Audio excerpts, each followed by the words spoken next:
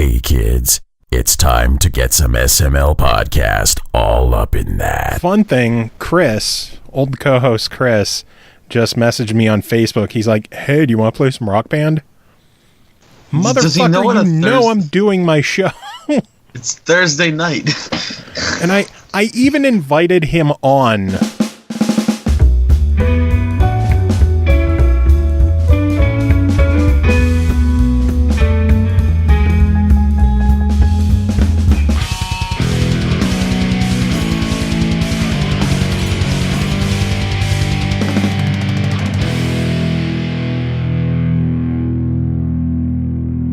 I have pants on again, so I'm fine. On that note, what's up, everyone? This is the SML Podcast. I am your host, Joe. Joining me, as usual, is the pants-wearing CJ. CJ, how are your pants? Well, they were wet because I got some of my favorite lemon water, and then I opened it, and I guess I don't know, I spilled it when I went to go take a drink, and so it was all over my pants. Sure. It's very clear liquid. Sure. Very good lemon water, though. I will say. Well, we have a fun show lined up today. No guests, but, you know, everything's kind of crazy with, I guess this is the week before E3. Shit starts on Sunday. Are you excited? Yeah, I managed to get, I requested Sunday off last week for Microsoft's press conference because I have to see that. I am so excited for E3. This is like Christmas to me. Yeah, it's exciting because right now there's not that many games coming out this year that I'm really hyped for. So I'm really hoping they announce some stuff that's coming soon. Yeah, not much. I'm surprised. Not much has really leaked out. There's been a lot of allegedly fake rumors and fake leaks popping up, but nothing has really been fully substantiated. The only thing I could really think that has been basically completely leaked and confirmed is a new Assassin's Creed. Yeah, and they weren't going to be that secret about it anyway. Yeah. Assassin's Creed comes out pretty much every year. Actually, every year. It's just a new one wasn't last year, but they still did the remaster. Yeah. They always do an Assassin's Creed game. But it's, between our assets leaking and a fucking t-shirt was accidentally displayed early at GameStop with the new character on it. It looks like a new Assassin's Creed is absolutely confirmed. That's cool. They gave them some time to actually work on a new one because they didn't have to pump it out every year. What are you looking forward to at E3? What do you think is going to happen? Well, obviously, I mean, the biggest thing to me is just the Scorpio stuff. I want to know what the price is looking at, what I'm going to need to save up to be able to afford one. And then, I'm hoping that Sea of Thieves can really sway me. I'm interested in that one of every game coming out that's an exclusive. Have you done any of the alpha testing for Sea of Thieves? No, I have not. Why not? Because I just never applied for it, so it's just... I thought it was just included as part of the preview now. It may be now, but it wasn't when I knew it was going on. Fire up your preview dashboard and see if it's still listed under the things you could pick, because I know next week they're doing beta, or not beta, but alpha tests pretty much every day. Well, that would be pretty sick, because I want to test the game before I buy it anyway, because that one I'm interested in. I'm interested in the new Borderlands, mainly, because there's been a lot of stuff going on about Borderlands lately. So if that new Borderlands gets announced at E3, I can pretty much drop every other game I ever want to play, because I love Borderlands. I think one of the craziest rumors circles around Borderlands, where there's... Again, complete rumor. I don't believe this one at all. But the rumor is Borderlands 3 is going to be a timed exclusive on Xbox, which is weird. The only reason to believe that is the fact that I believe recently there was somebody that tweeted out that's almost 100% accurate all the time. I think we talked about it at one point, saying that Microsoft has nailed down a big exclusive or a big deal with a big company over a huge franchise, but he didn't say what it was. I know that's one of the rumors that keeps popping up, but yeah, we'll find out on Sunday. That would be really interesting. I mean, that would. Either way, it's like I'll still buy it. Like if it's timed exclusive or not, I don't care. I'm going to be playing it. But I don't know. I'm getting so tired of exclusives. I really am. Me too. I don't mind it when it comes directly from like Microsoft or Sony or whatever, because it's like then they have the total right. I guess it comes down to how long the exclusive is. If it's something bullshit like a year with Destiny and Rise of the Tomb Raider, then it's like that's kind of shitty. If it's like a month, my concern is having a timed game. If you know the game is going to be on other platforms eventually, that's one thing. But to have part of a game locked away when you're paying the same price, that's my gripe. I mean, I think that's annoying too, but it's also like I think a year is just too long for that stuff. No.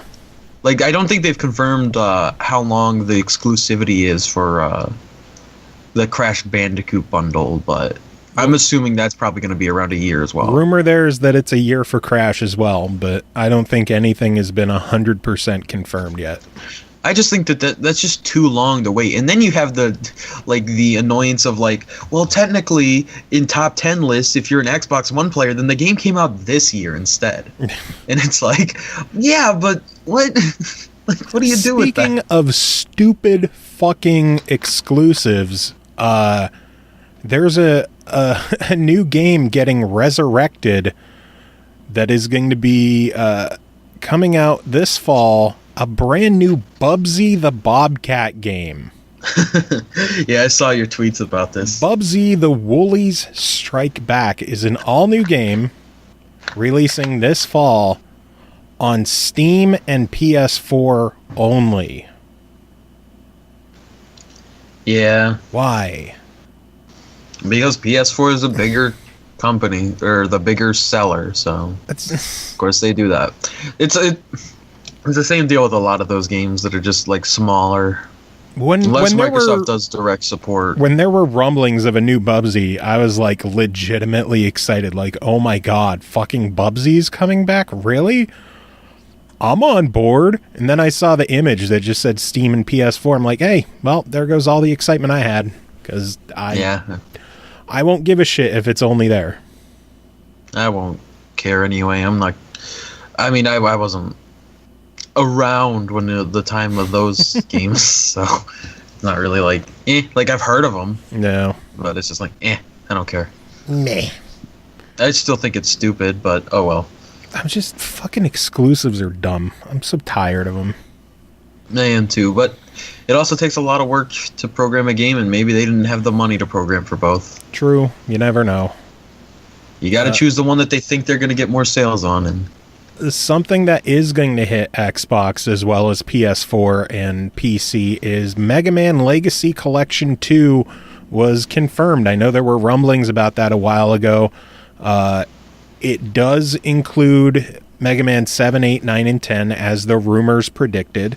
It releases August 8th for $20 on Xbox, PS4, and Steam PC. No word on Switch again, which is kind of shitty, but what are you going to do? Yeah. Just, well, at least Xbox. I love Mega Man, so bring it on. I'm excited. Yeah, it's just, I don't care about Mega Man either. You're the worst. Not you enough. Only care about Xbox stuff, right? I mean, there's sometimes with PC, it depends on the stuff, but generally Xbox, yes. Well, there was an interesting tweet out today from Mikey Barra of Microsoft, who announced that the already powerful Scorpio may be even more powerful than expected, as Microsoft unlocked another gig of RAM for developers to use. Wow, that's pretty interesting. The system comes with 12 gig of RAM, and 8 gig were usable. That has now been bumped up to 9. At this point, I'm starting to worry that it's too powerful. They won't need to make another system forever. Yeah. I don't know. That's actually, you have more usable RAM on the Scorpio than total RAM on the PS4 Pro. Yeah, that's insane. And I just saw another thing that I remembered I watched the trailer for earlier from E3 that I'm kind of interested in seeing more about. Oh, which one? That vampire game from Focus Interactive. Oh, yeah.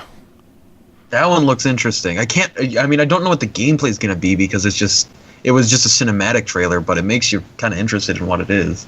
There's looking to be some really good stuff coming out this fall from, like, the non-AAA people.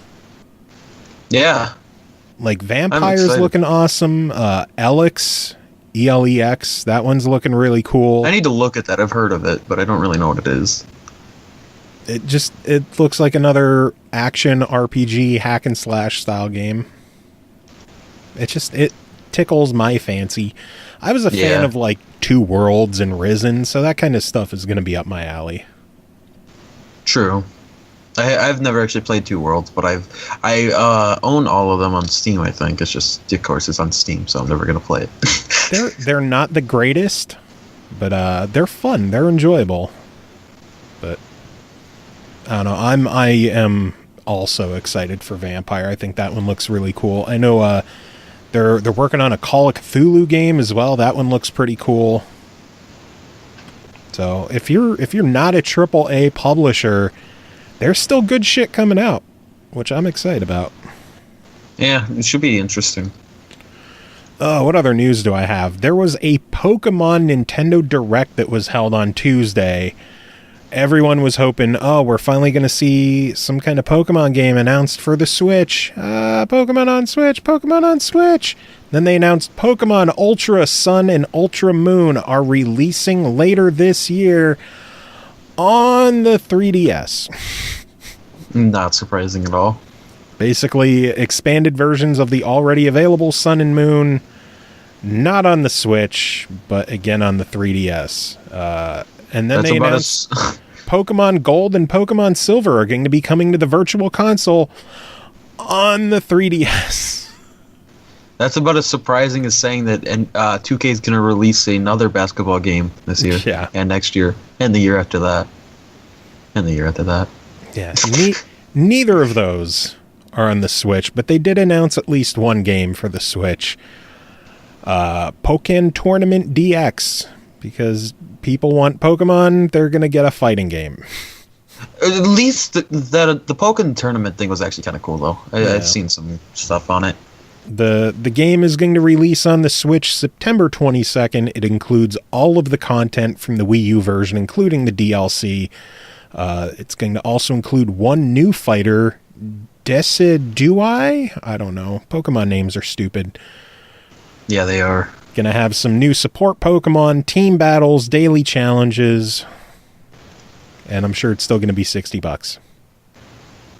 Yeah, it will be. But they can get it out of them, too. True.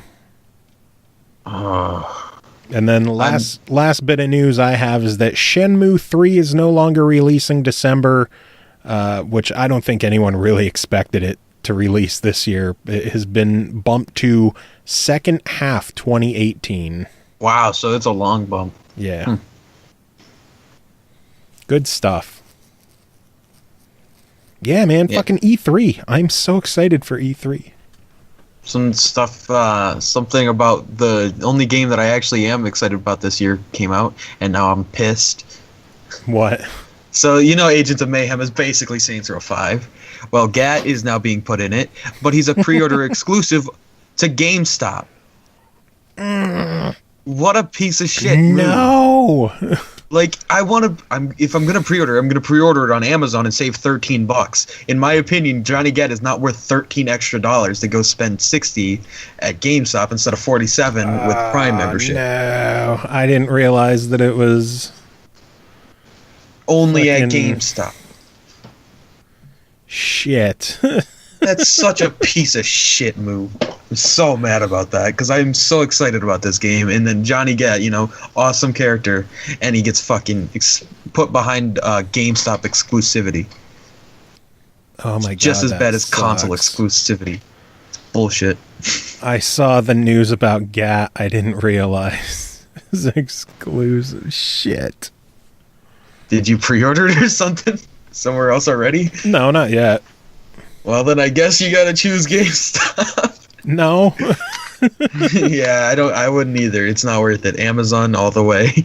I'm saving money. Oh man. Yeah, I'm sure it'll eventually be available to buy somewhere else. Probably for like $1.99. I mean, they did that with the Wings in Saints Row Get Out of Hell. It was a pre-order bonus, and then it's like $1.99 now in the store. Character along with unlock and personal missions, unique skins, and voice acting talents of Daniel Day Kim is coming as an exclusive pre-order bonus through GameStop and Steam.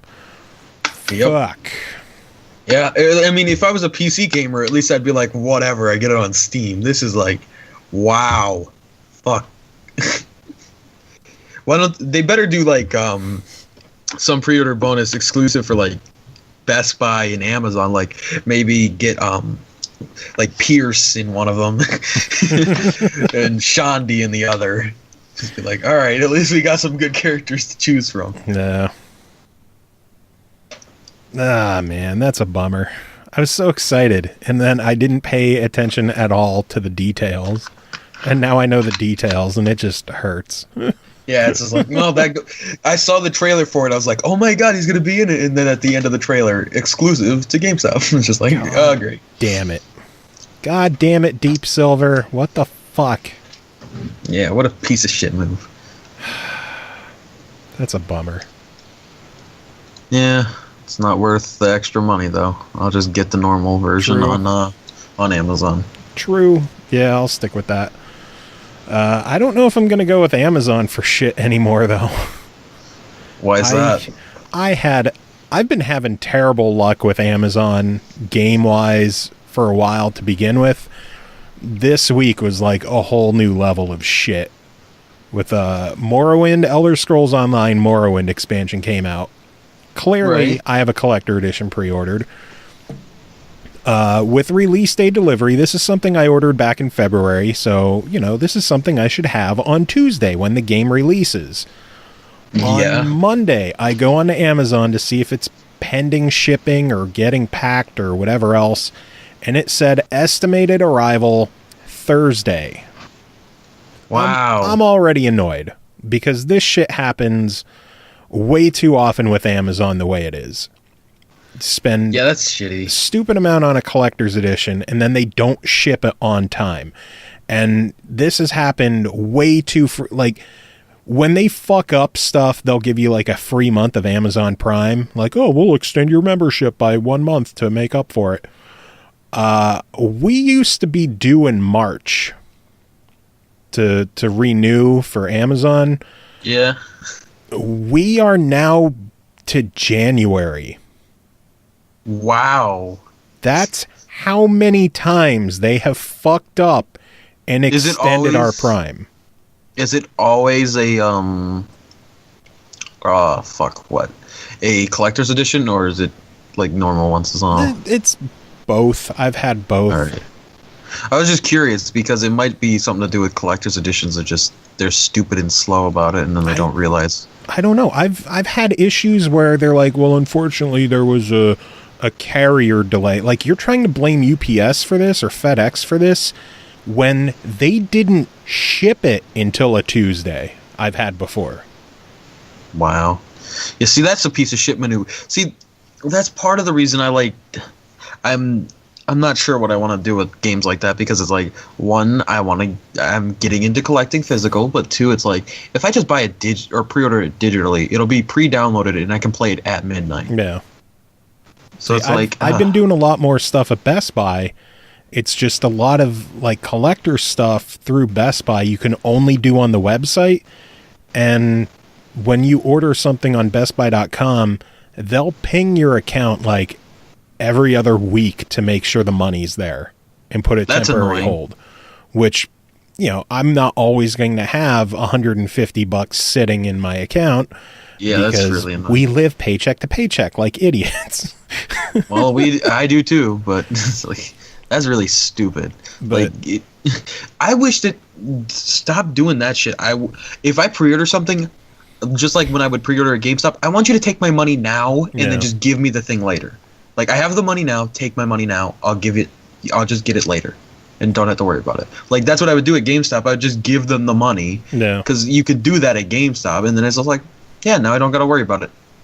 See, but Amazon, they fucked up by shipping my game late, which is already irritating. UPS made it tenfold worse.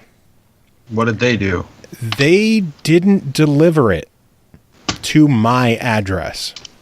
Wow, they delivered it to somebody else? Yeah. Wow. Yeah, I jumped on to, I checked the tracking information, because once it shipped, it changed that, it might show up on Wednesday now. So I went to check and see if it was out for delivery or what, and it said delivered. So I checked the porch, nothing there. I looked downstairs, nothing there. I checked with the neighbors, nothing there. I checked the front door neighbors, nothing there. So I'm freaking out because this is $100 package just gone. Says it's delivered, but it was very clearly not delivered to me. I go back on UPS and it says left on front porch.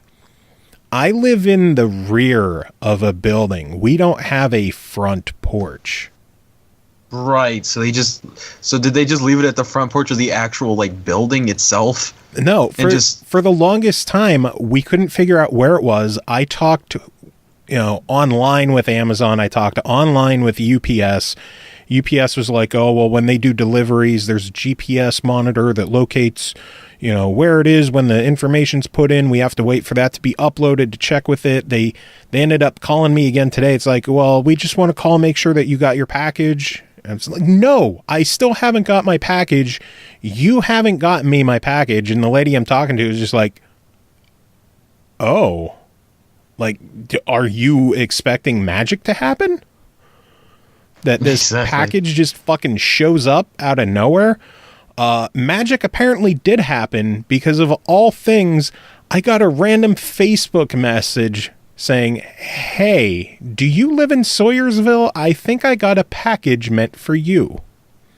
Wow. It was delivered a block and a half away to, my address is 341. Theirs was 191. Wow. Not even close. That's a huge fuck up. Mine is Main Street. Theirs is Oliver or something. Again, you might want to watch how much you're talking. You're giving away your address here. It wasn't even fucking close. This person had no idea what it was. Their kid ended up opening it up and thinking, oh my God, my mom bought me a game. Yay. And tore the box open. The actual, the cardboard slipcover for the collector edition has big chunks torn out of where the sticker is because the kid just ripped them. The statue inside was broken. Apparently It arrived that way, so that's not something they did, but apparently the UPS person, they just threw the box on the porch and it, I guess, broke the statue inside. But I got my item today. In the meantime, I actually ordered a second one from Amazon because I figured this one was gone. They ended up refunding me the cost of the game to reorder the item. And it had to be through a reseller because Amazon was sold out. So I ended up paying $45 more for the second copy of the game. That's shitty. Which is fun. When I picked up mine today, the parents were saying she was actually kind of disappointed because she was looking forward to it. She thought she got a new game. And when I got home and, I tried gluing the statue together, I think it's okay. And I realized I'm going to be getting another one Monday, Tuesday, Wednesday, something like that. I contacted the person again and I'm like, listen, when the other one shows up, would you be interested in buying this one? So I'm going to sell them the one that they opened for $45. That's a really good deal for that. Yeah, that makes up the $45 that I had to pay extra. That's true. So, why Latino Heat's asking why I didn't return it for a refund? Because they technically already refunded me for the one that got lost. Yeah, so that one to them, I guess, was just a write-off because I didn't expect it to show up. I sure as fuck didn't expect to get a random Facebook message saying, "Hey, I have your package." That's funny. So I figure I had to pay an extra $45 to get a replacement one. I'm going to sell the one that they got for $45. Do my best to glue the statue together, and they could have the fucked up box that the kid tore. Just everything that was there, because all the kid cares about anyway is the game itself. Yeah. See, my concern was I wanted to get the game because the game comes with just the standard game disc of Elder Scrolls Online, and then it has a download code inside for the Morrowind expansion and the collector edition content and stuff like that. So the big thing to me with this collector edition was the statue, which hopefully is glued and okay, and then the DLC code, which the kid didn't use because that's when the parents realized, we didn't order that. So did you use the DLC code out of that one already? Yes. So when the replacement comes, I'm going to take the code out of that, put it in this other one, and then sell it to them for $45.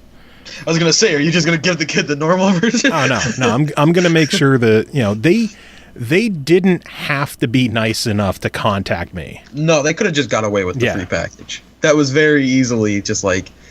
So we just get to keep it.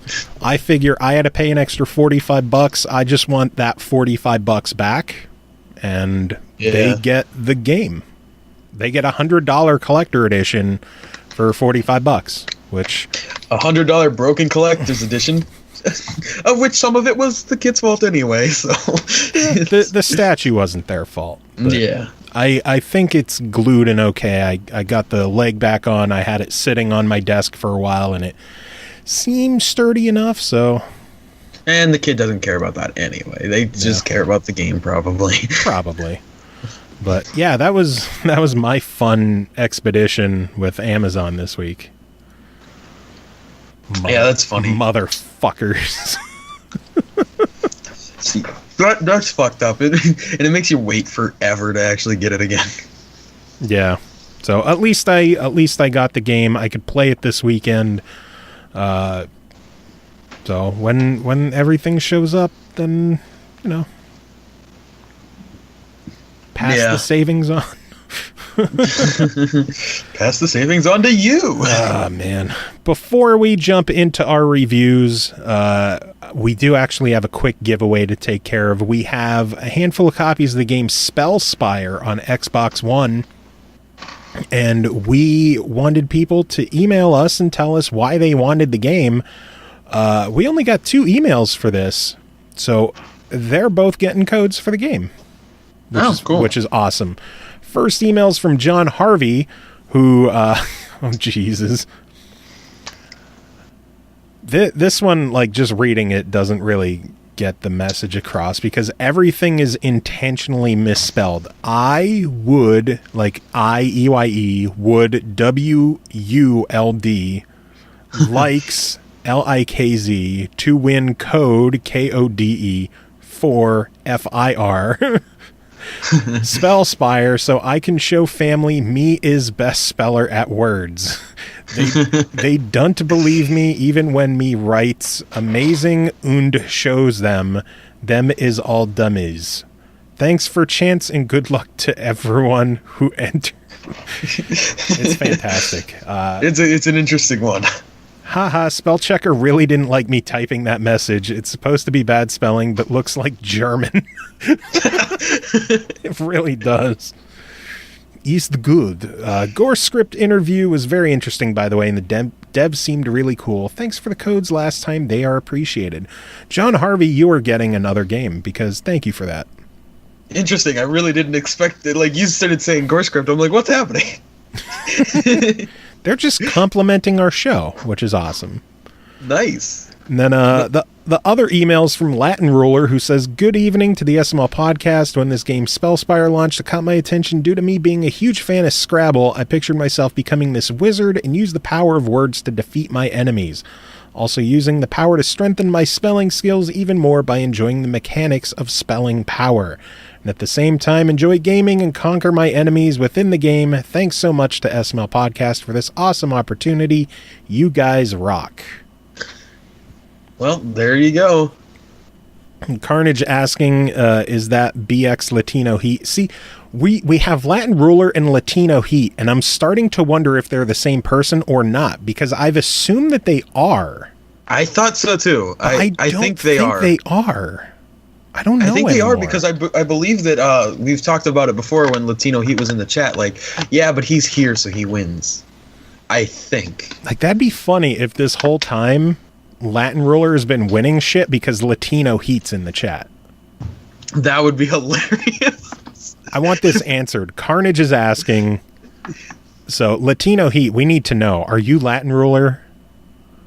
I need to know. Then No Pulse, my next email. Fuck SML. Here's my entry for this show. That'd be great.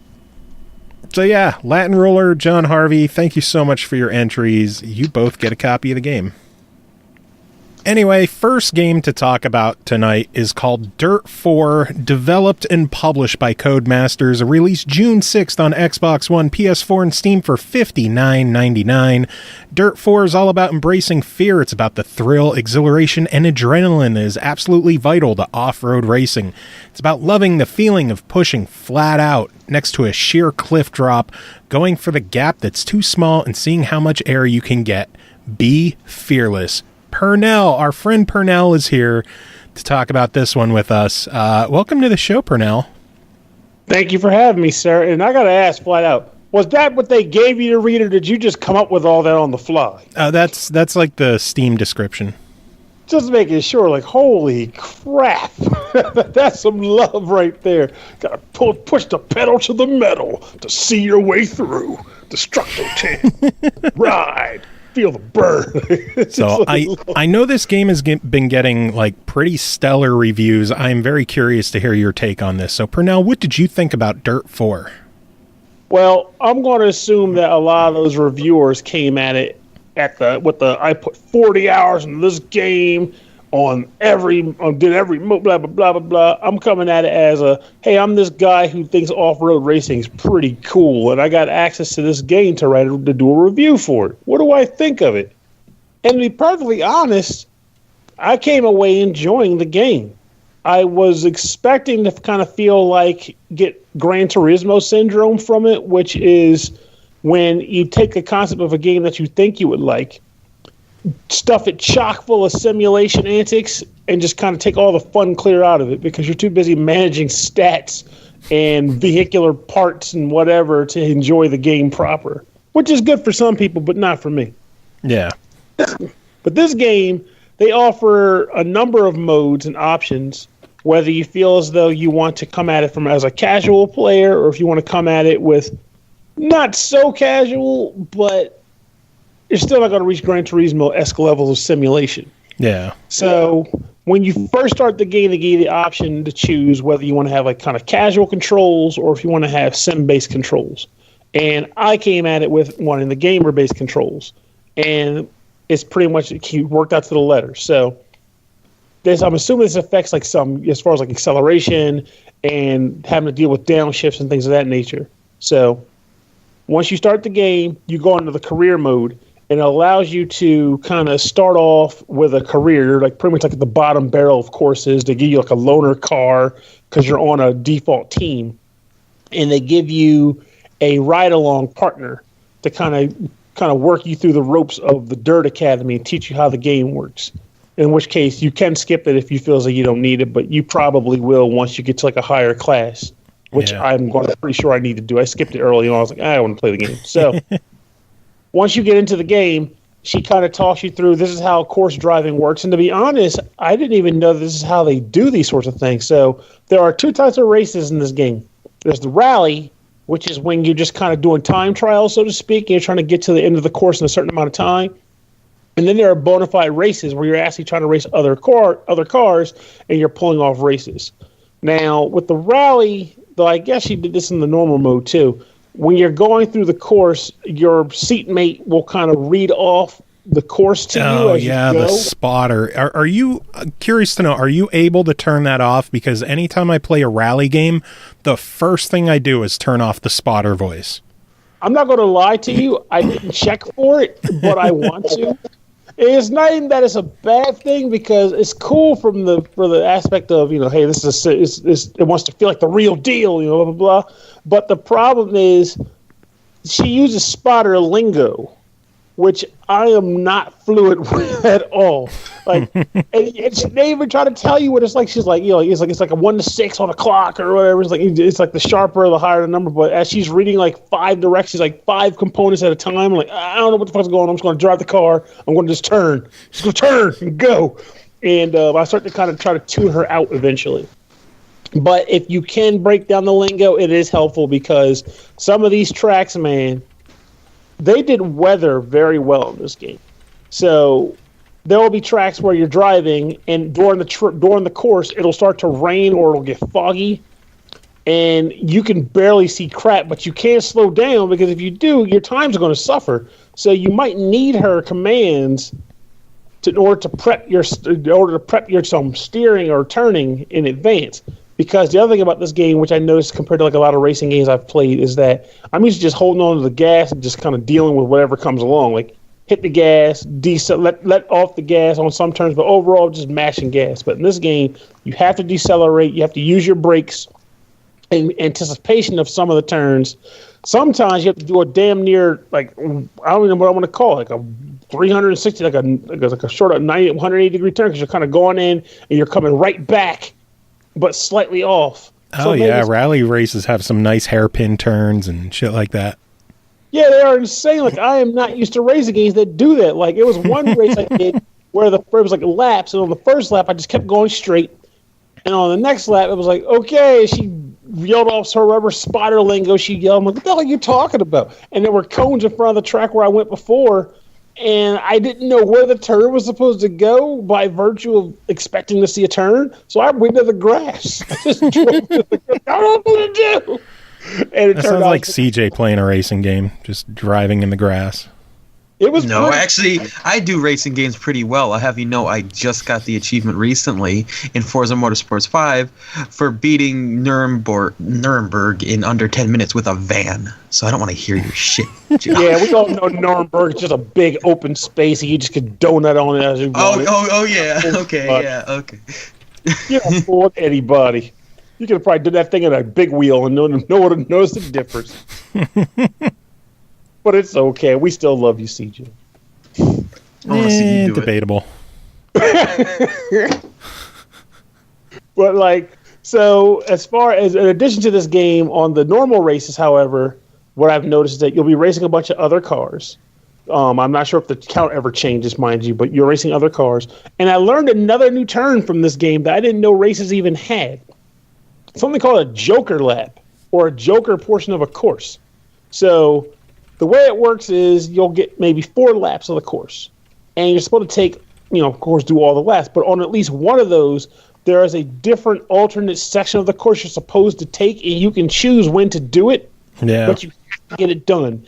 And the guy kept saying, all right, time to do your joker. This might be a good opportunity to do your joker. I'm like, I don't know what you're talking about, brother, but I'm just driving the race. I thought joker was like another car on the course I had to catch up to or something.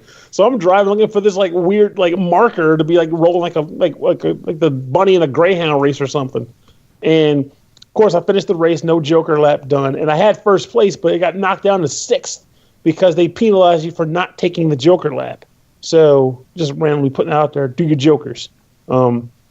So in between individual races, your car takes a lot of damage on these tracks, or at least they do if you suck as bad as I do. So in between races, this is another component that was new to me for racing games, is that they have the repair phase. Your car will be kind of parked, and you get 30 minutes. This obviously is not real time, but 30 minutes to do repairs to your car. And the game will recommend certain repairs to you, but then overall, you have to decide what repairs you want to put in, and each repair takes a certain amount of time, whether you want to do like a quick fix repair or a full duty repair. So you do that, you kind of time balance as best you can to make these repairs, but if you go over the 30 minutes, they will penalize you, way which I do not know because I'm the guy that was not trying to go that far. I just write with the damage if I got it, but I'm going to assume you probably started up in a worse place, or they will give you a time penalty for doing it, one or the other. But they penalize you for going over the 30 minutes allotted to repair your car. So when you finish a race, you get money, like credits in this game. Credits are doled out by whatever place you come in the overall circuit. And there's also missions that they give you during the races, which I also thought was pretty cool. Like it might say, like, you know, come in first in at least one of the overall circuits, or one of the overall races within the circuit, or I don't know, perform your Joker on your second lap, something like that. So you get credits for doing those things, and then you get money taken away from you for team fees and dues. So if you're on a team, which you are by default from the start, you have to pay the fee to be on the team. But if you decide, hey, I've made up enough money from doing these races and completing missions, I want to buy my own car, you can go to the dealership in the game and buy your own car, and then go from there to start your own team, which now means that you have a higher risk in your races, because now you got to deal with selecting other players for teams, you got to manage other different functions, but in exchange, you get more of the profit when races are done, because now everybody's paying you, and you don't have to pay anybody else. So it's an interesting trade-off style in gameplay, is based on like how you earn your money and how you pretty much maintain your ability to drive your car. So it sounds like there's a lot of shit to do in this game. There freaking is. I didn't even touch all of it. There's like a freaking crash mode, so to speak. We have to like drive through barriers to collect points. There is a daily challenge and like a daily mission, or maybe even like a weekly for all I know. But you log on, and while you're there, you can do these challenges to earn money as well, which I thought was fun. I actually did a couple of them last night, and just kind of drive around and do the events to collect money and just kind of rank on the ranking boards for the game as well. This game is very packed with features. And I was talking about cars, but there's other vehicles you can drive. There's circuits where you use buggies, there's circuits where you use cross carts, you drive trucks off-road. It gets pretty nutty. And the weather actually freaking matters in the game too. Hey, that's the beauty of current gen consoles, where weather actually does shit in games now. Yeah, like when it's raining outside, if you're driving, because, well, first of all, each track will also give you like a gradient rating, which is kind of funny, but it's accurate, it's appropriate. And that determines, how coarse the track is, which determines how well your tires can grip onto the track. So you might be on a section of the course where it's completely smooth pavement. So when you try to take a turn while it's raining, your car will be spinning all over the place. You got to slow down and make the turn. But it might be another track section where it's raining, but it's dirt all over the place, or it's like broken gravel. So you can take the turn hard because your tires can grip better, and you take the turn hard. You can take the turn hard and fast. It's pretty fun, and I like getting used to that style of gameplay, because again, I'm not used to that. I'm just used to just holding gas and just going nuts. Mario Kart. So. Yeah, this game does not have any turtle shells or banana peels. I was disappointed that, I have to say. I was looking for those things. I was looking for a blue shell during my eternal suckdom period. Didn't happen. But, yeah, this game is... I could ramble on about this game as far as features and go, but I can say, as a guy who's coming in, having never played an off-road game post super off-road. I'm not even making that up. I really think that may have been the last off-road game I've ever played. Is Super Off-Road. Stunt Race FX doesn't count. But I could say all 3 frames per second of Stunt Race FX. Yeah, but at least the car smiled at you when it was doing well, and it was crying when it was getting hurt. It lets you know if you were doing a bad job. People don't know bad frame rate if they have never seen Stunt Race on the Super Nintendo. Yeah, that game was terrible for frame rate. I loved the graphic design, and it was probably my favorite use of the Super FX chip, aside from maybe Mega Man X. But yeah, the frame rate in that game was abysmal. There's no denying that. But honestly, coming into this game blind, I am a believer that this is a solid game. One hackneyed complaint that I have, which is not a hurt on the game, it's just me being me. They license, I guess a lot of games do this, honestly, sports games and all, but they license all these music tracks to the game. They play in the menus, but you have no option, unless I just didn't find it, to turn it on in your car while you're driving. You can't turn on the radio. It's just silent. And like for days, like, look, hey, I'm a good driver. I can handle my own business. Let me put some metal on while I drive my car. Let me feel crazy while I'm driving like a loon. It's okay. Yeah, I know a lot of games, even like the newer Forza games, not Horizon, like the standard Forza games, even they don't really have music during races anymore. It just seems so odd, because it's not even just that, you should have the option, but it's also they license this music. They pay artists for music to put in their game, and it's only used in the menus. I don't get it. I don't know. Maybe it's a realism thing, because when you're doing a rally race, you're not, going to be blasting Slipknot. You're going to be paying attention to your spotter and everything else. Oh, maybe if you're a sucky driver, otherwise your spotter's going to be messing with the radio station too. Like, yo, although man, I would love to see Slipknot in like a racing game. just have like people equal shit playing during a race. That's just how you know that they're looking to get shit done. It's like, look here, brother. I ain't here to mess around. I'm gonna roll my windows down. I'm gonna blast this music. Dirt flying everywhere. I don't give a shit. I'm trying to win something. So anyway, for $60, what is your verdict on this one? Pick it up. It's a good one. Awesome. I already got my copy in from Amazon. I just haven't had time to fire it up. So I am very happy that you are telling me that my purchase was worthwhile. Yes, it was. Good Rejoice! Stuff. Well, Pernell, thank you as always for joining us with this, and have yourself a good night, my man. Thank you, good sir. I wish you the same. Peace. Next game to talk about is called Victor Vran Overkill Edition, developed by Haemimont Games, published by Wired Productions. It released May 30th on Xbox One, PS4. Standard edition is $19.99. 2 DLC packs are $11.99 each. The Overkill Edition is everything for $39.99, and a physical version is available across all platforms for $39.99 as well. Victor Vran is the isometric action RPG where your skill is just as essential as your character, build, and gear. Experience intense combat action, dodge, jump, and unleash powerful skills to finish off your enemies. This one's been on my radar for quite a while because, I'm a big fan of De Burbler. And this one seemed like a more gothic style Diablo with instead of just demons, there's like vampires and shit like that. Yeah, it honestly kind of like the first game I thought of instead of Diablo is like it looks like The Incredible Adventures of Van Helsing. True, but again, that just something in the vein of Diablo, all the same. Yeah. Gameplay wise, plays very similar to Diablo.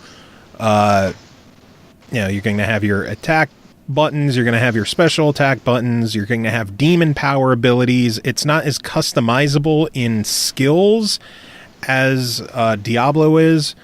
The difference is Diablo, all your skills were based around the character, where in Victor Vran, all the skills are based around what weapons you have equipped.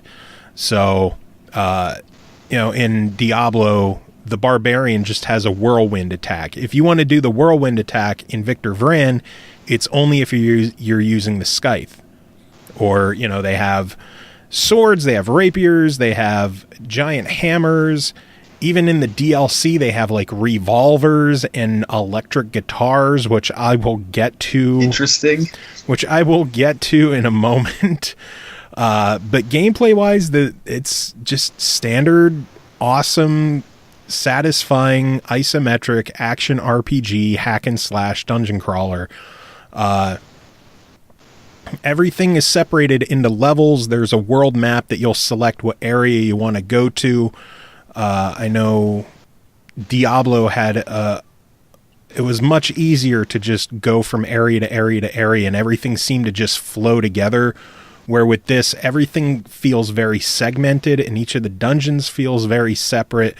But it's also easier to travel around and get from place to place because everywhere feels fairly distinct instead of just, oh, well, it's a random cave somewhere in the desert. Like, everything has a set name and set layout. So it's not as randomized as Diablo, and having that extra structure does help. It does have 2 DLC packages. One is just an extension of the game the way it is, which, fun, more of the same. The other is fucking insane. It is centered around Motorhead. Interesting. Yes, the band Motorhead. It's time to play the game. It has a handful of different Motorhead songs playing, clearly Ace of Spades. We Are the Road Crew. There's always Motorhead playing. Everything is like over the top, heavy metal influenced. The DLC is narrated by Lloyd Kaufman of Troma. Oh my God, really? It is That's insane. Fucking awesome. It is absolutely insane. There is so much style in just this one piece of DLC that it puts like the entire series of Van Helsing to shame. Wow. That's it is just big statement. It is. And the fact that you can get a fucking electric guitar as your weapon is crazy. And it's like a spread shot gun, ranged weapon that's sounds like putting Brutal Legend into an isometric form. Kind of. It really is. And even when you're when you're holding the button to attack, like, monsters will start headbanging. Like, skeletons will throw up devil horns and start headbanging. Even like, you can watch spiders headbanging. It's not just the humanoid monsters that will headbang. Everything can headbang, and it is crazy. It is just ridiculous. The game does feature online play. I actually put a chunk of time into online playing with Carnage, of all people. Shout out to him in the chat. You people should check out Carnage. He is a budding streamer, just starting off. Yeah. Yeah, he doesn't have as many followers as we do, but I think he can make it there one day. He's getting there. I believe in him. Caforna Forge. That did lead to one of the issues we had with the game. I've ran into, especially online, it was me, Carnage, and then one other guy. We ended up fighting the final boss in the game, and one of the attacks was kind of like a bullet hell, just a whole bunch of projectiles flying out, and the game, like, it went to near standstill. Wow. Like, there would be multiple seconds in between the game. Like, I don't know if it was lag, if the game couldn't process the 3 different people having all of this go on at the same time. I did experience a similar issue single player, but not nearly to the extent. And then Carnage mentioning that the issue that we had actually hard crashed the game. So that sucks. Like, we only ran into it, at least that I know of, that badly on that boss battle, and I haven't done that boss solo, so I don't know if it's as bad single player as it was online. I don't know what the cause of it, if it was if it was just lag from everything, or if it was just the system being overburdened with all the shit going on. But it was disappointing to run into it. Aside from that, technically the game seemed to run fine. There were just minor hiccups where, similar to that boss battle, it just seemed like there was too much going on at once, and the game just couldn't catch up to it. Maybe it just needs to wait until Scorpio comes out, and then who knows? Support that. Who knows? Holy shit, is the game fun, though. I have put an obscene amount of time into it. For $20 for the base game, it is a 100% buy this game. The DLC is obviously going to be a judgment call. I forget the name of the first one, that's basically just like an extension of the main game. That one is kind of like an up to you. If you enjoyed what's there, have more fun with more to do. The Motorhead expansion is another absolute must own. Oh, Fractured Worlds, Carnage mentioning the other name. Fractured Worlds was okay, but Motorhead is insane. The all new areas, the all new weapons, the voice acting from Lloyd Kaufman. So insane. That seems pretty damn insane. The music. I thought for sure you were going to say the game is worth a buy just for that DLC alone. Very close. It really is. To go all out and just get the $40 Overkill Edition makes sense, because then you're just paying like $8 extra for the other DLC, which feels worth it. But the game and at least the Motorhead DLC are absolute must own. Especially if you're a fan of Diablo-style games, action RPG game. It is just absolutely fantastic. I've been telling Chris that he needs to check this game out. Because if this seems right up his alley. If anyone would be into it, it sure as shit gonna be Chris. But yeah. And it's nice to see that the DLC got a gamer score too, because I know when it first got showed that it didn't have anything. Yeah. So, yeah, with the DLC, there are 1,500 achievement points that you can get. So, plenty to do. And nice. Lots of replayability. Lots of areas to explore. Each area has, like, unique challenges that you have to do in there. There's hidden bounties and treasure hunts that you could go. There's just so much to do in the game, and it's just fun. It is addictive. It is fun. And I want to play online more. So, Carnage, let's play again soon. So good. So fucking good. And if you're a collector, the Wired Production store has a limited run of a physical collector edition that comes in like a metal tin. There's some goodies in there and a Motorhead shirt.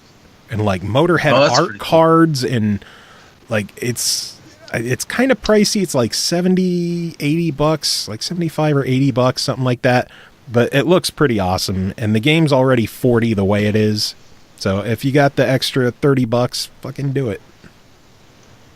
Wow, seems like Motorhead really likes this game. If they're willing to do so much for it. Yeah, it was so good. It was so good. Next game to talk about, this is more of a preview than a review, because this one doesn't release for another few months, but Sudden Strike 4, developed by Kite Games, published by Kalypso Media Digital. This game is releasing August 11th for $49.99. You can pre-order on Steam for a 15% discount, knocking it down to $42.49. Sudden Strike is back. The beloved real-time strategy series returns, this time with bigger battlefields, more units, better graphics, new scenarios, and legendary commanders with individual abilities, all of which make Sudden Strike 4 more tactical and more realistic than ever. CJ, I know you had some kind of early preview checkout build. I'm not sure what all was in there, but tell me about Sudden Strike 4. Honestly, okay, so I'll do the little bit of explaining before I say exactly what I got. But the game, I haven't played any of the Sudden Strike series before, so it's like the best thing I can compare it to is if you were a fan of the Blitzkrieg games. This is very, very similar. And as a kid, I loved Blitzkrieg too. Like I played many, many hours, so I was pretty excited to get into this.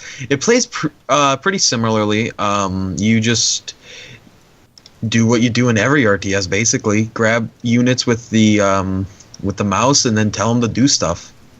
It's a pretty simple thing, but it has some things in it that are features that can make it a little more complex and play to the way you want it. For example, you can like drag your mouse to kind of position your enemies and get them into a formation before attacking, which is kind of useful if you want to have like your tanks in the front and then your army in the back shooting from a distance.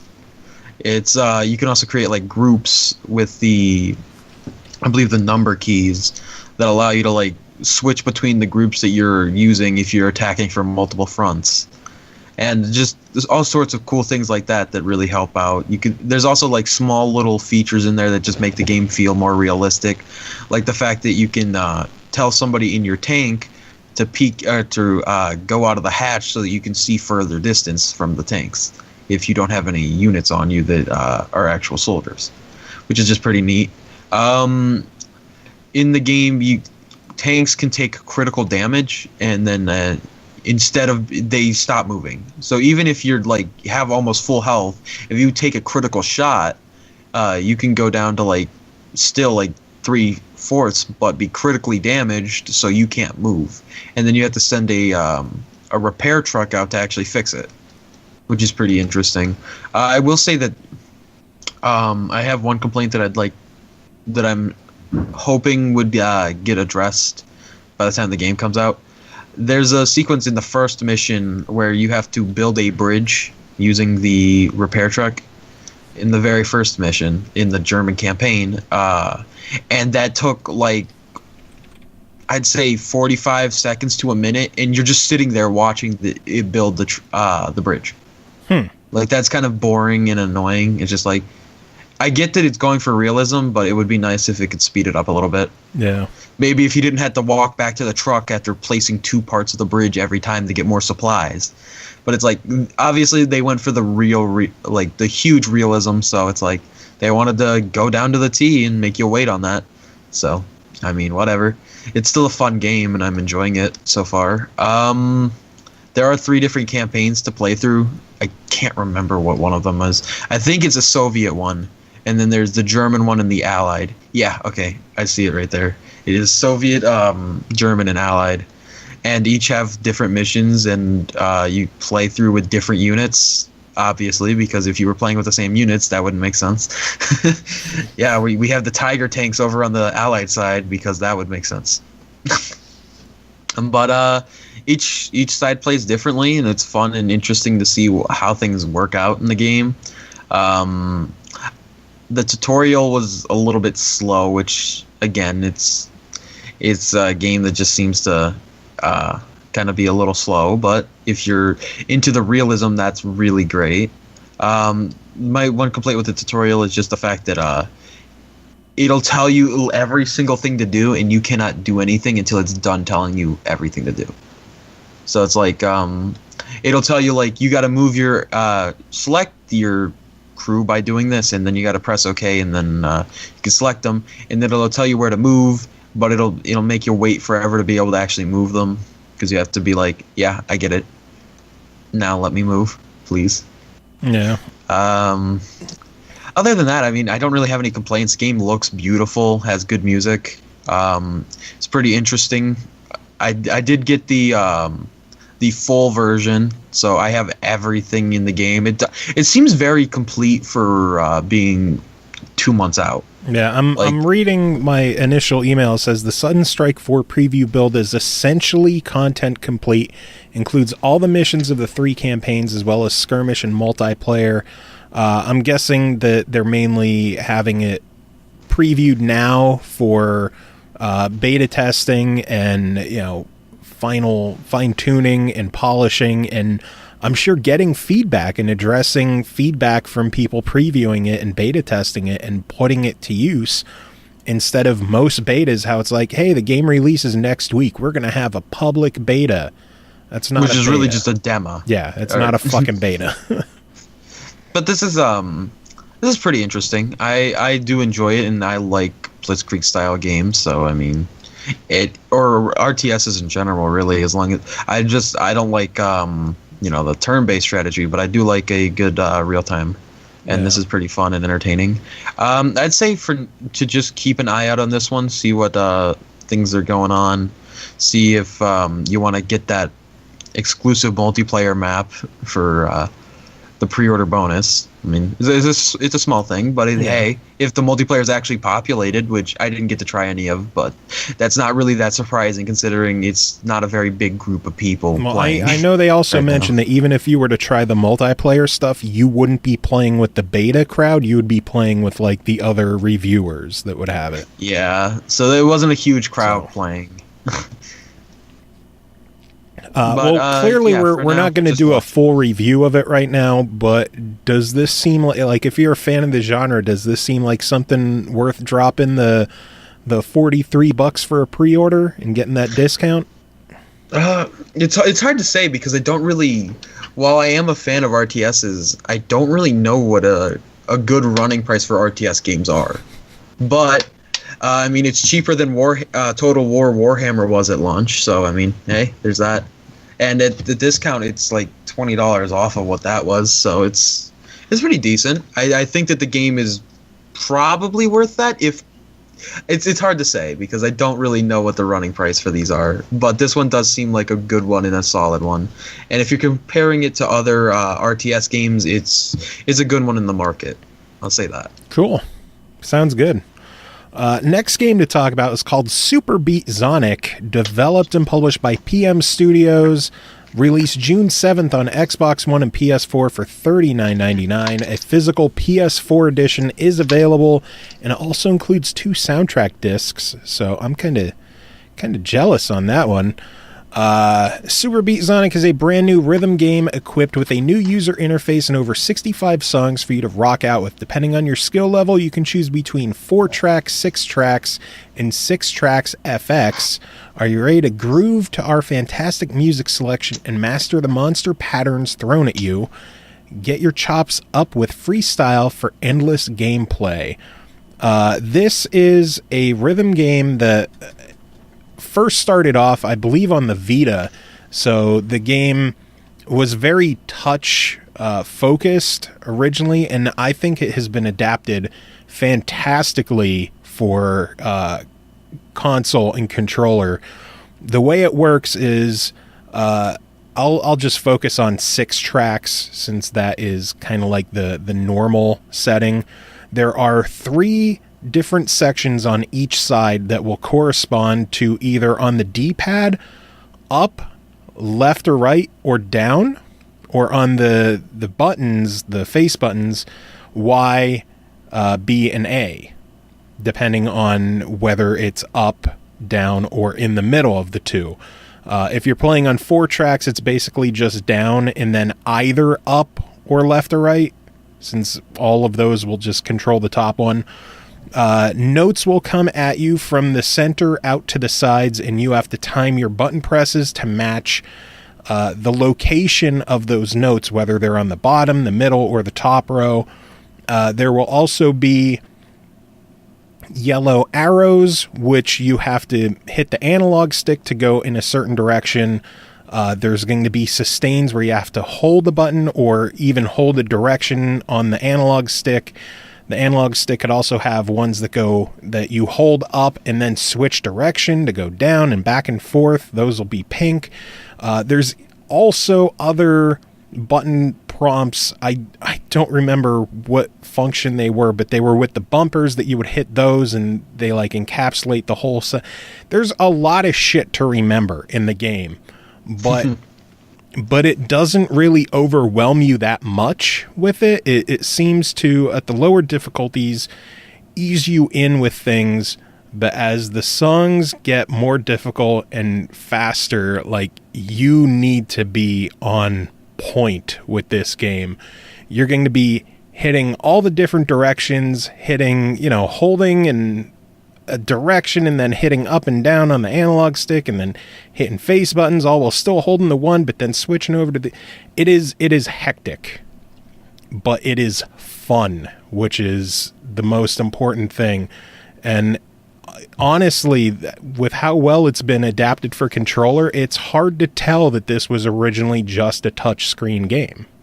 That's pretty neat. Yeah. The soundtrack selection is insane.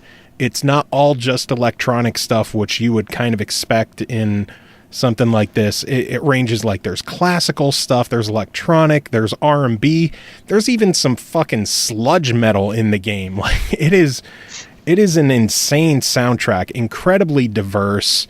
They have the standard game mode where you just pick a song and then you play it, and then you pick another song, play it, pick a third song, play it, and then you get graded on the 3 of them at the end in an overall rating.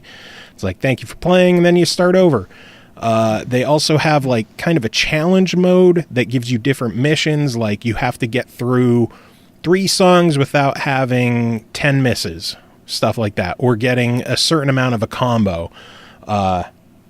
It did run into one of my least favorite modifiers in the game, where it's like fade in, and what that means is the notes don't show up until like right as they're about to hit. Interesting. Which that would be difficult sucks for me. Like that would come down to a lot of memorization. I think the harder difficulties in this game is going to hardcore come down to memorization and practice and repetition, which if you're a rhythm game fan, you kind of go in expecting that anyways, of just score chasing and trying to get that perfect score and perfect run in a full combo and all that other fun stuff. And then, God, I lost my train of thought. Wow, pulling an Eternal. I know. I don't know what's going on here. But yeah, the game is just really, really well done. I think a lot of people, I've seen people complaining about the $40 price tag, but when you compare that to like other rhythm games out there, it's not that this is something with like 12 songs. There are 65 songs in the game. Yeah, that equals out to less than $1 a song, yeah, which is less than what iTunes would be charging for that. True, very true. And you get a game. So. They have the multiple difficulties in there. They have the challenges that you can do. Everything, you earn experience, and you're constantly unlocking new songs and new DJ icons and power-ups, and there is just near endless amount of stuff to do in this game. For the $40, if you are a rhythm game fan, you need to own this. If you're not a fan of the genre, I don't think this is going to change your mind, but I think no matter what, it's still worth trying it. So overall, I have to give this one a very recommended try it. Rhythm game fans, you should already own this. Nice. All right, next game to talk about is called Guardians of the Galaxy Episode 2 Under Pressure, developed and published by Telltale Games, released June 6th for $4.99, part of the Season Pass. The Guardians just can't seem to outrun the past or their tab, but if they figure out how to control the untold power of their mysterious new relic, they might not have to. With help from the dubious old friends and unwilling new allies, Star-Lord and company scour the galaxy for answers. But how long can they elude the genocidal maniac hunting them? And will simmering tensions finally tear the team apart? When it comes to Telltale, we always have to get our friend Cole Martin involved. So, Cole, how are you doing tonight? I'm doing all right, thank you. And then when it comes to Telltale, I always got to take my headphones off. So CJ's ducking out for this one, I guess. I absolutely am. At some point, I will play this game, and so It'll be like 75 years from now, and it'll be his 5th favorite Telltale game. It'll only be. I did just play the Wolf Among Us again, and I just bought it a 3rd time on Windows 10 because it's on sale. I love that game so much. All right, yeah, see ya. Okay, so Cole, what are your thoughts on Episode 2 of Guardians of the Galaxy? Okay, so as usual with a Telltale game, there will be spoilers for Episode 1 probably, and I will try to avoid any spoilers for Episode 2, which is the one we're currently talking about. We pick up where we've left off with the Guardians. The Milano is in need of repair. That's their ship, if you're not familiar with the series. It's in need of repair. At the end of Episode 1, you've had to make the decision whether to turn over the body of Thanos to Gamora's sister Nebula, or to turn it over to the Collector. In my playthrough, I don't know why I've kind of taken an approach that I'm just going to do whatever Rocket wants. And Rocket wanted to turn it over to the collector. I like Rocket, so I've just picked Rocket for everything. And Rocket is just my guiding raccoon. It's your spirit animal. I have to, yeah. I've chosen to. It works out too because episode 2 is very Rocket heavy. This is gonna come back to bite me in the ass eventually, as all Telltale games do. But for this point in time, Rocket seems to be the good way to go. He at the end of episode 1, he pulls for us to sell Thanos' body to the collector, as opposed to giving it over to Gamora's sister Nebula. And if you take that path like I did, then episode 2 brings you to where you've got to make decisions, but it takes you, obviously it makes you make decisions. That's a Telltale game. Shocking revelation there. Will, the decisions between, again, normally it will pit you kind of against Gamora and Rocket. This seems to be a continuing decision-making conundrum that you're being put in with Guardians of the Galaxy, as opposed to like having to piss off any of the other members of the Guardians team. It just seems to focus pretty heavily. Either you're going to side with Gamora or you're going to side with Rocket. So either you choose your spirit animal or alien ass. You got to pick one or the other. And no matter what you do, this kind of is where Guardians of the Galaxy deviates on the decision making from the other Telltale games. No matter what you do, the other person is automatically going to be pissed off at you in the very worst way. And even if you're trying to be as good with your choices as possible, like I have some kind of like hero complex, and I always try to be the nice guy when I play these games the first time. So I'm playing the nice guy, and you can be like, you pick what seems to be the nicest option out of the ones it'll give you. It'll give you the typical Star-Lord sarcastic ass answers for things. But then it'll give you the, you can say sorry or whatever if you didn't pick them. But then you say sorry, and then the character speaks up, and he's like, well, fuck all y'all. And you're like, okay, that didn't help anything. This isn't going the way I had planned. And this is actually one of my complaints about Guardians of the Galaxy. I feel like this decision where you're always picking between, like I said, it's primarily Rocket and Gamora. Every now and then it'll make you choose Jax for some reason or another. But mainly it's Rocket or Gamora. You're going to piss off one of the two. And it feels like no matter what you do, the other one immediately becomes a whiny bitch and hates you for the rest of your life.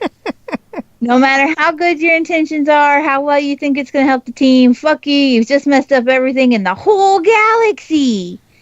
And like, maybe I've missed something with Guardians of the Galaxy, but I kind of expected a little more camaraderie between the team, because especially with the first episode, there's all this where you have the option to be like, hey, you guys are my family. And then like, everybody just shits on you no matter what you do, which may actually be more family oriented than I would like to admit. But at least in the current state, you just like, I don't know. I get annoyed with the whole, oh, well, you picked them, fuck you. I just like to see a little more camaraderie among the group. Yeah. That said. So how long is episode 2? I know Walking Dead had an issue with episodes only being like 90 minutes. It's probably about the same. So I'm really bad. It looks like this is going to be the new off standard for Telltale games, it seems. Yeah, it seemed fairly short.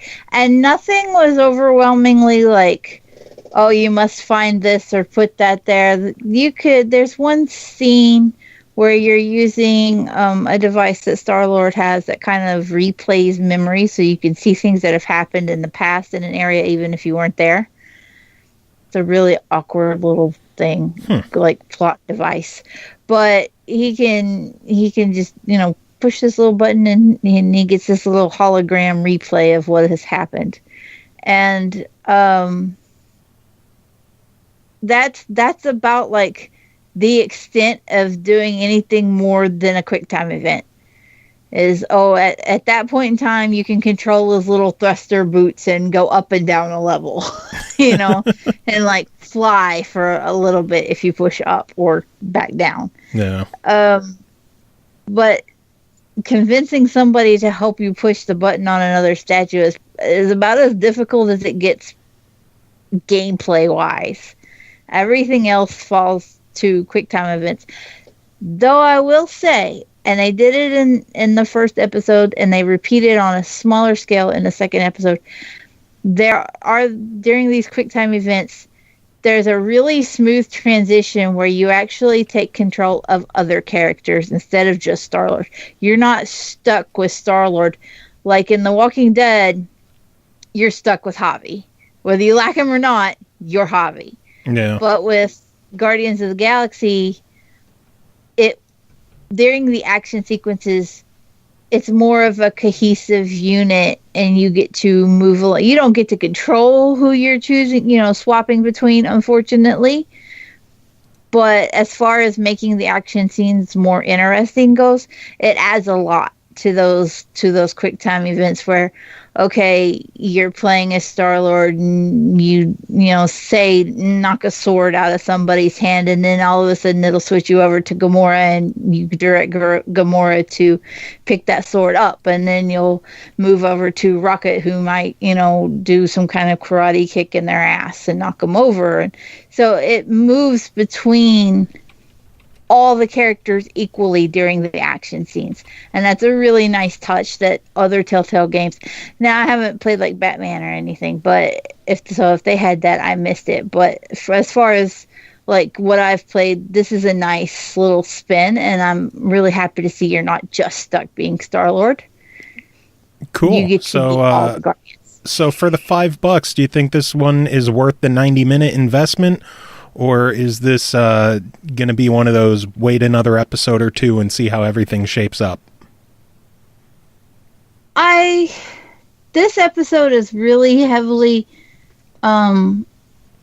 focused on Rocket, depending on the choices you make, obviously. Yeah, clearly. But I mean, I don't know if it's possible to make a decision to miss the whole Rocket backstory thing, but if it's not missable either way, it's really heavy on Rocket. If they continue with that over the next few episodes, where maybe you get more of each Guardian's backstory, depending on whether you've made decisions for them or not, then that would change the path that the series is going on for me to be better.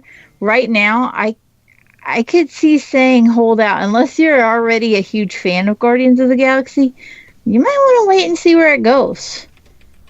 Cool.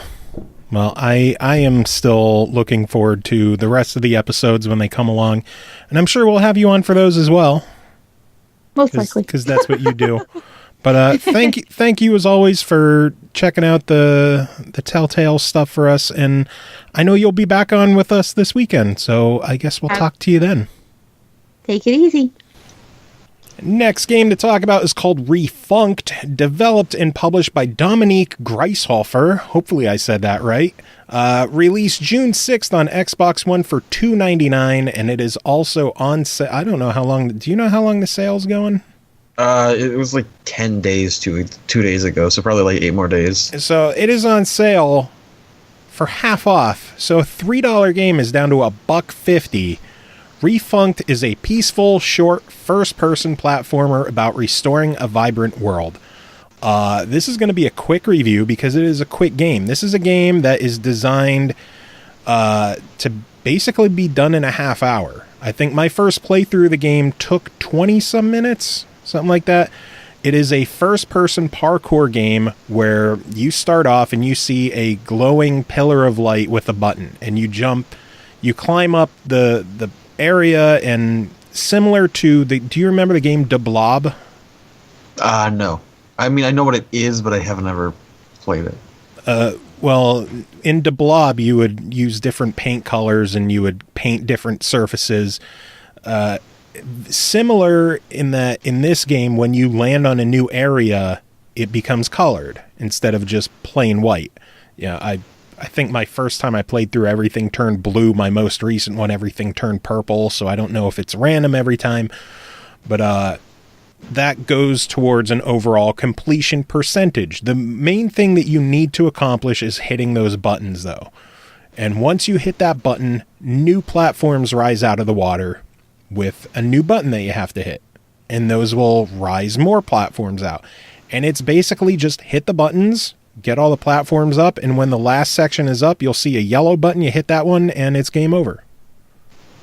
And then Nice. It gives you the time, your completion time. It tells you your percentage of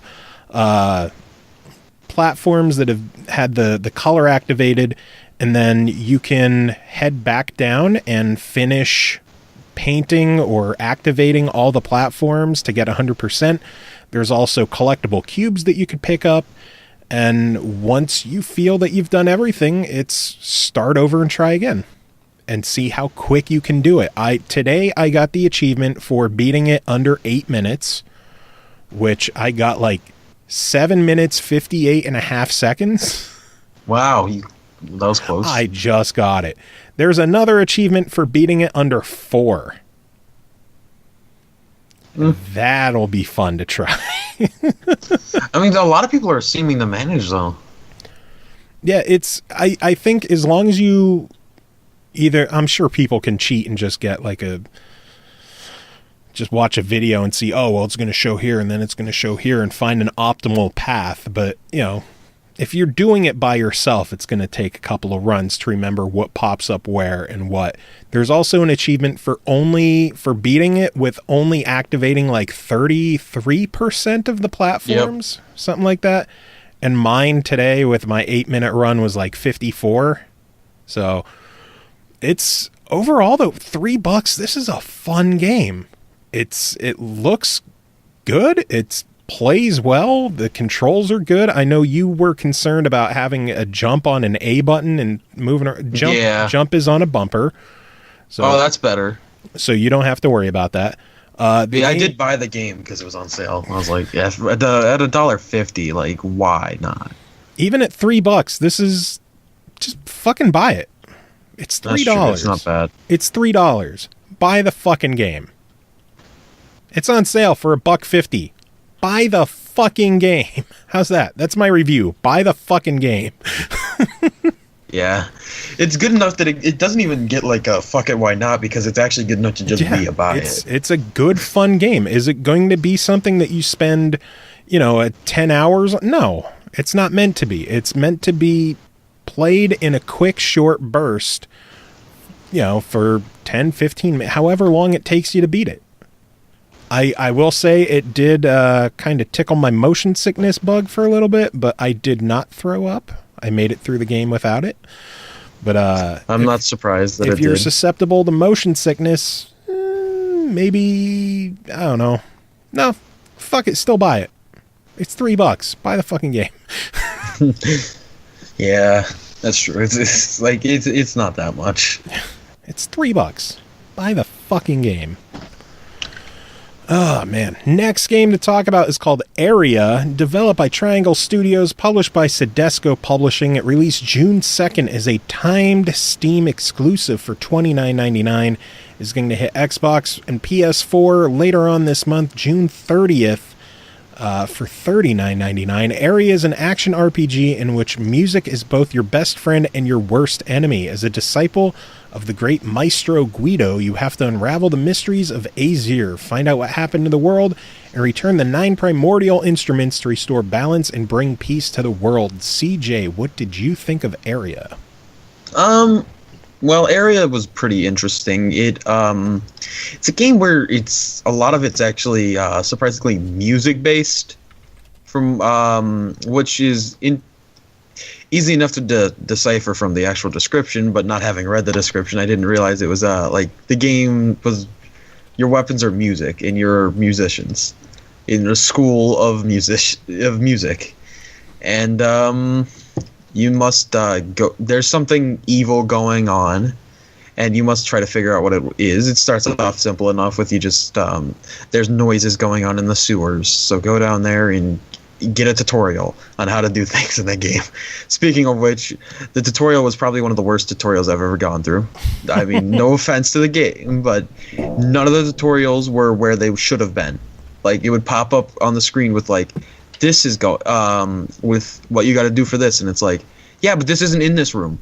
This is later. Interesting. It's like, yeah, like I got notified about the teleporter in a different room that didn't have a teleporter in it, and then like 10 minutes later I ran into the room with a teleporter, and it was like, why was I alerted about that back then? It's like, that should have been now, and I should have gotten a different notification back then. There was also notifications in which I got that were after I already encountered it, like enemies for the first time. I just assumed, okay, I guess there isn't a tutorial for enemies, and then after I defeated the enemies, I went into the next room with enemies, and it was like, and sometimes creatures are evil and they'll attack you, and it's like, I just dealt with them. I know this now. Like, why didn't it tell me that the first time? It's just, the tutorial was completely out of order, which was kind of weird, but oh well. The gameplay itself is pretty simple. It's a Diablo style game, but much more simplistic than that. You don't have like a billion abilities and stuff like that, but it is still a similar style of game. You fight using, sadly not twin stick. I was hoping that like you could aim your weapons with the right stick to make it a little bit easier, since I was playing as the ranged mage, but you cannot. Like, I don't see a way to aim at all. You just basically point your character in a direction using the left stick and hope that you're facing exactly where you want to be facing. No. I think the game does do a little bit of like aim assist, or it'll like, the bullet will swing into the enemy to try to hit them. That way it's not like completely absurd. But I wound up just using the secondary attack of that character the entire time, because it was like a close range melee attack, which was just way more useful. Online, a lot of people are saying that it's a very easy game. Oh, the enemies do nothing to you, basically. It takes many hits to be killed by an enemy. In fact, the thing that hurt me the most was just the fact that I walked over a spike trap, and that took like 100 damage off of me. The rest of the stuff, like the enemies were doing maybe 20, and I had like 200 health. It just seemed like it was very easy. It feels like a game that was kind of meant for kids, in a way. So it's like, that's quite possibly why it's so easy, because it's just like, it was meant for kids. I mean, it looks like a kid's game. It is an E10 rated game, so it is more geared, rated more for a younger audience than, M-rated Diablo or M-rated Victor Vran. Yeah, and so they made it a little easy for anybody that's actually into the genre, that's been there for a little while. But for somebody that hasn't played these games before, I could see this one being a very good starter game. It looks great. Visually, it looks beautiful. Oh, yeah, the game is amazing visually. It has a great HUD system. Like, the HUD is very well designed and looks nice. It's very just pretty game. All the environments look great. The enemies look great. The music is incredible, which is great because it's a game focused on music. So if it wasn't great music, I would be very disappointed. And I feel like I'm saying the word great way too much.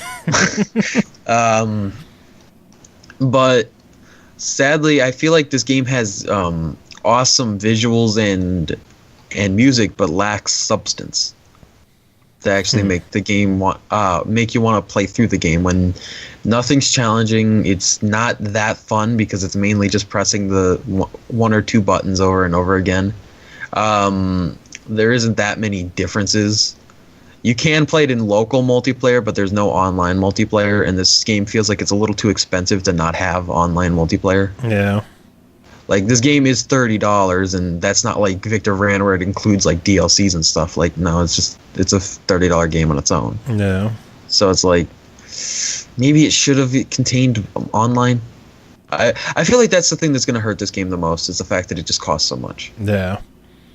If the game was like $15 I could see this game very easily getting like a recommended try it, because it's like it's not that creative in terms of gameplay, but it's a fun look game. It looks great. It has great music, and it's worth checking out for that price. But for $30, it's like, I don't know. And then it's like it's getting a $40 physical edition too. Yeah, the console version is going to be $40.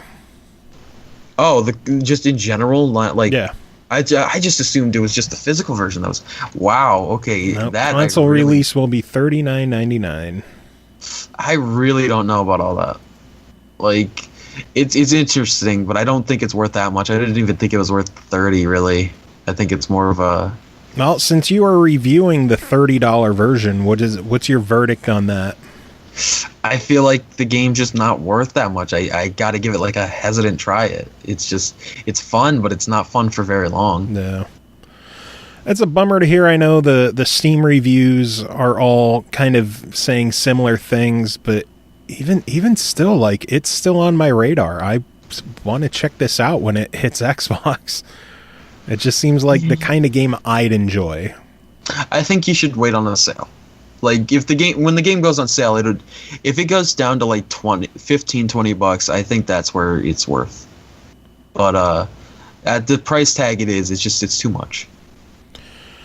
All right. Well, that's a bummer to hear, but I don't know. I still might check it out because I don't know. You check out every game. It doesn't matter what we say. I could have gave it an absolute deny it worst game I've ever played, and you would have. This game, it's a piece of shit. Oh no, it looks kind of good. It looks great. It does look great. Yeah. I don't know. I still think that it might be something that I would enjoy a bit more than you, since I'm a fan of just that genre of game. Don't get me wrong. I like some of those kind of games. Like I do worry about the difficulty that everyone's saying how easy it is. But hopefully, who knows? Maybe later on this month we'll be able to check out the console version. I guess we'll see. But get a second opinion. Maybe I'm you'll not love it. I'm not writing it off yet personally, just because to me it looks like something I would. Then again, I seem to enjoy games that a lot of people don't like anymore. It seems that that's true. People you do that a lot too. Shit on games a lot anymore, and I'm just like, it's still fun. I still had fun with it. I don't know if I'm just like more accepting of things. I don't know. Anyway, final game to talk about tonight is called ZAZEN, Zen Mediation Game. Developed and published by Nangok Software. Released June 6th on Xbox One for $9.99. Kinect is required. Why do not you try... What the fuck? Why do not you try Zen Meditation in Oriental Garden? Do you sometimes feel distracted, pressed, and fidgety and have negative feeling in your mind in your daily life, work, and relationship? That's when you practice Zen meditation. So a little Englishy in the description. The game is like it's straight up a Chinese game. For the most, that makes sense. It has subtitles, which is helpful. But that's the extent of the localization they did. It's not really. We'll get this out of the way. It is not really a game. It is more of a Kinect experience. It is meant to be relaxing and teach you how to meditate, like true classic Zen meditation. It walks you through the proper way to sit, the proper way to stretch. It has a video of this woman showing you all the different stretches that you need to do with your neck and your arms and leaning side to side. And, a fat ass like me, it got me sweating. And then it gives you a time of just balance yourself perfectly. Your body, your mind, your soul, just balance yourself and meditate and relax. You're supposed to close your eyes and just drift away. And then it takes pictures of you with the Kinect sensor while you're drifting away and sends them to government agents. That'd be funny. Actually, the thing that the Kinect does is it detects whether or not your body is, if you're balanced and you're straight up, or if you're slouching too far forward or leaning too far back, it'll beep, and the female voice will tell you to, lean forward or lean back, or, whatever side you need to do. The problem is it's all in Chinese. Oh, so you can't tell what you got to do. So you can't tell unless you open your eyes and read the subtitle, but that's and then it's like, close your damn eyes. It's kind of against the point of what you're supposed to be doing. I appreciate the fact that they brought this to our shores to experience this and to relax and to just learn to properly meditate. I wish they went an extra step with the localization to at least get someone new to voice over in English. Yeah. Like, even if it's just for the points where it's like, lean back, just so instead of something that you honestly, I'm sure the majority of people won't understand in America because we're all idiots. The game does have 2 additional modes. There's also, like, the more that you do it unlocks new areas and scenery that you can meditate in, and you level up and stuff. It's mainly you're just meditating. The other 2 modes, one is like a chanting meditation, which, again, like 100% Chinese. Yeah, that would be hard to chant along. And it's like you just follow the text, and like it means nothing to us because it's in a language that we can't follow. Yeah, that sounds like it's tough to really, like, I just sat there and I watched it. I'm like, what the fuck is this thing doing? Like, they could have just completely cut that mode out of the American version of the game, and it wouldn't have had, like, the only thing people are going to fire up that one for is the achievement. Yeah, that's true. And then the third one is, I think, the most interesting addition, in that they have kind of like a Kinect drawing of they'll have a Chinese character show up, and then you're supposed to reach out and, close your fist and basically paint in the characters that are there. The downside to this one is, while there's plenty of characters that you can go through and paint, and you draw with the one hand, and then you have to actually use a controller to switch between the characters. Yeah, the only downfall is that you have to draw in Chinese.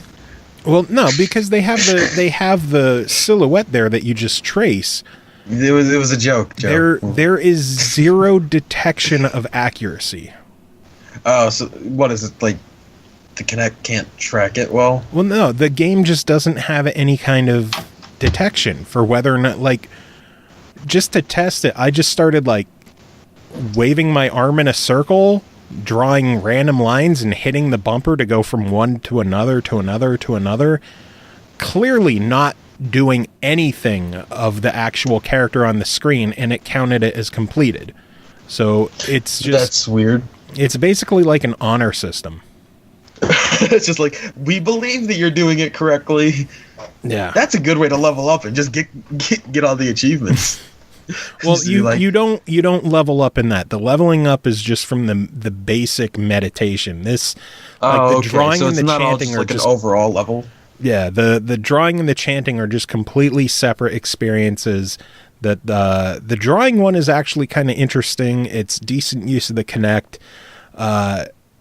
Overall, for $10, it's a tough one to recommend just because of the lack of English voice acting.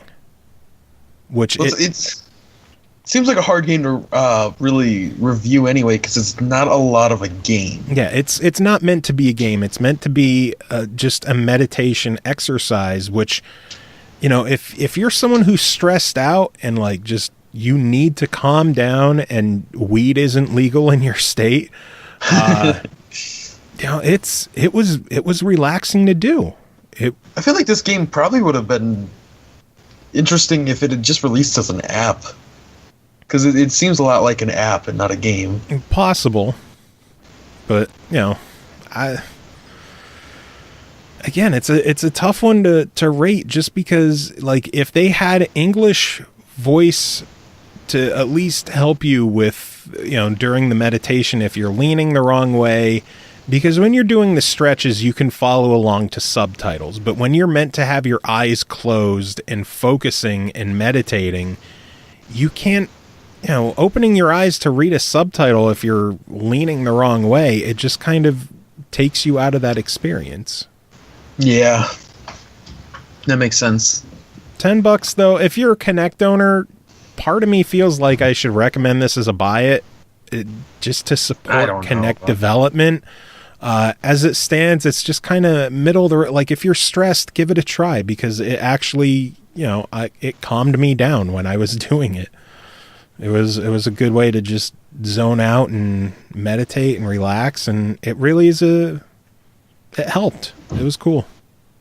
But for the general audience, it's tough to recommend. That makes sense. There's always that niche audience member, though, who's going to be like, yeah, he understands complete, meditate. Perfect Chinese, too. Possibly. That would make the game a lot easier. Probably.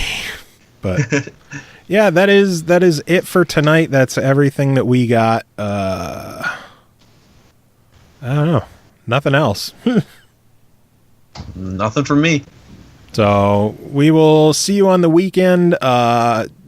I don't know, like, based on when we are recording, whether or not it's going to address any of the E3 stuff, but I think all of our E3 impressions I'm going to save until just next Thursday's show. Yeah, even if you record on Sunday after the E3, there's no point talking about it until... Yeah, so next episode probably just going to be a standard review feature, have everyone come on, do their thing. CJ, do you have any final words to end this one? Fuck, I gotta piss.